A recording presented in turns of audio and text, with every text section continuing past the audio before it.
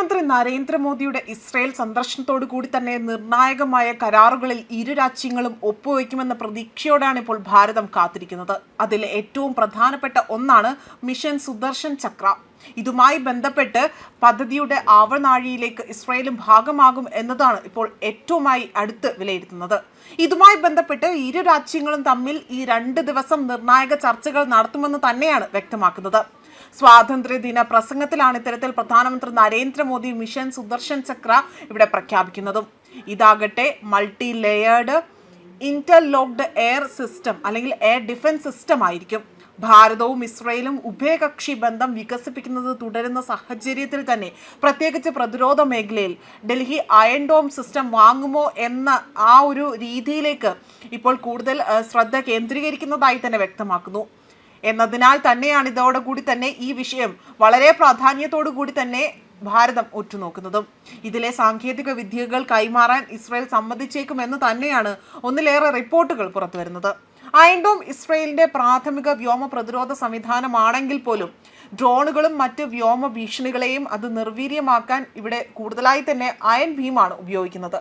കഴിഞ്ഞ വർഷമാകട്ടെ ചെങ്കോട്ടയിൽ നിന്നുള്ള സ്വാതന്ത്ര്യദിന പ്രസംഗത്തിലാണ് പ്രധാനമന്ത്രി നരേന്ദ്രമോദി മിഷൻ സുദർശൻ ചക്ര പ്രഖ്യാപിക്കുന്നത്.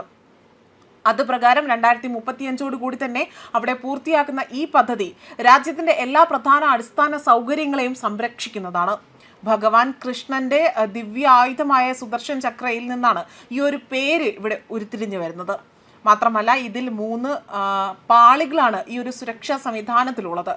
താഴെ തട്ടിലെ പാളിക്ക് ഡ്രോണുകൾ, ചെറിയ റോക്കറ്റുകൾ, മോട്ടോർ ഷെല്ലുകൾ എന്നിവയ്ക്കെതിരെ തന്നെ പ്രതിരോധം ഈ ഒരു സാങ്കേതികവിദ്യ, അതായത് ഇസ്രയേലി സാങ്കേതിക വിദ്യയിലൂടെ തന്നെ ലഭിക്കും.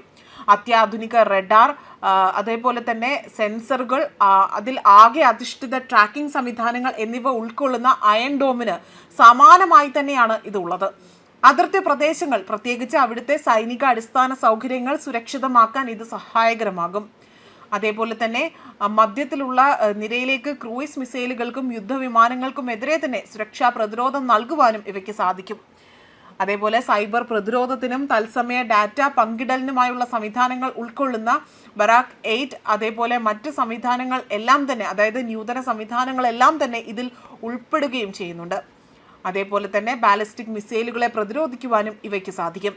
ബഹിരാകാശത്തോ അന്തരീക്ഷത്തിന്റെ മുകൾ പാളികളിലോ മിസൈലുകൾ നശിപ്പിക്കാൻ ലക്ഷ്യമിടുന്ന ആരോ മിസൈൽ പ്രതിരോധ സംവിധാനത്തിന് സമാനമായ സാങ്കേതിക വിദ്യകളാകും ഇതിൽ ഉൾപ്പെടുന്നതും. രാജ്യത്തിന്റെ തന്ത്രപ്രധാനമായ ആസ്തികൾ സുരക്ഷിതമാക്കുന്നതിൽ തന്നെ ഇത് അവസാനത്തേതും അവിടെ ശക്തവുമായ പ്രതിരോധ ഒരു നിരയിൽ തന്നെയാകും ഇവ എത്തുന്നത് എന്നതാണ് മറ്റൊരു പ്രത്യേകതയായി തന്നെ എടുത്തു പറയേണ്ടത്. ന്യൂസ് ഡെസ്ക് കർമ്മ ന്യൂസ്.